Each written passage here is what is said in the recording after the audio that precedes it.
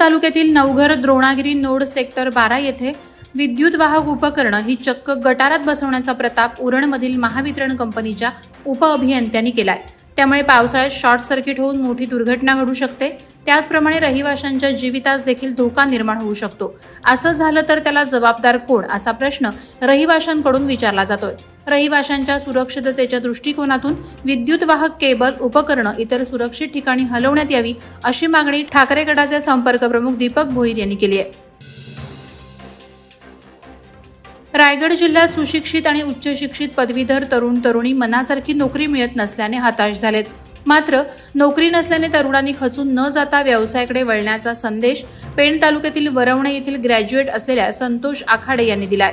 या 25 वर्षाच्या तरुणांना कुठलीही लाज न बाळगता ग्रॅज्युएट या नावानं कांदे बटाटे विक्रीचा व्यवसाय सुरू केलाय। सध्या संतोष आणि त्याला मदत करणारा त्याचा भाऊ यांच्या कांदे बटाटे व्यवसायाचा बोलबाला तालुक्यात होत आहे।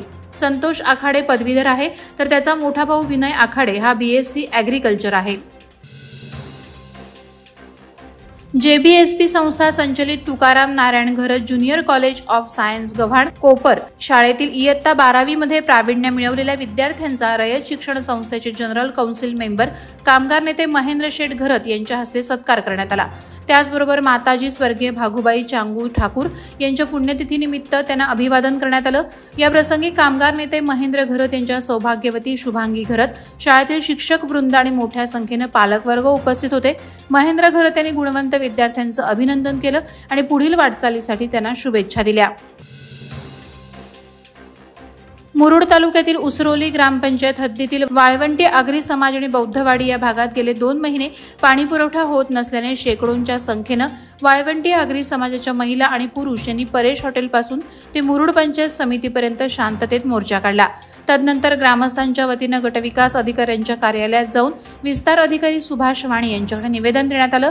यावेळी चोख पोलीस बंदोबस्त ठेवण्यात आला होता। येथील जलजीवन मिशन योजनेअंतर्गत 44 ते 45 लाख रुपये खर्चाचं चालू असलेले काम निकृष्ट दर्जाचं असल्याचा आरोप नागरिकांचा आहे।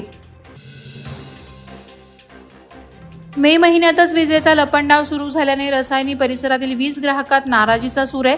परिसरात कुठे ना कुठे रोजच वीज वारंवार खंडित होत असल्याने या रणरणत्या उन्हात अंगाची लाहीलाही होताना वीज ग्राहकात संताप दिसून येतोय। अखेर सरपंच उमाताई संदीप मुंढे यांच्यासह सर्वपक्षीय पदाधिकारी मोहोपाडा येथील वीज वितरण कार्यालयावर धडकले।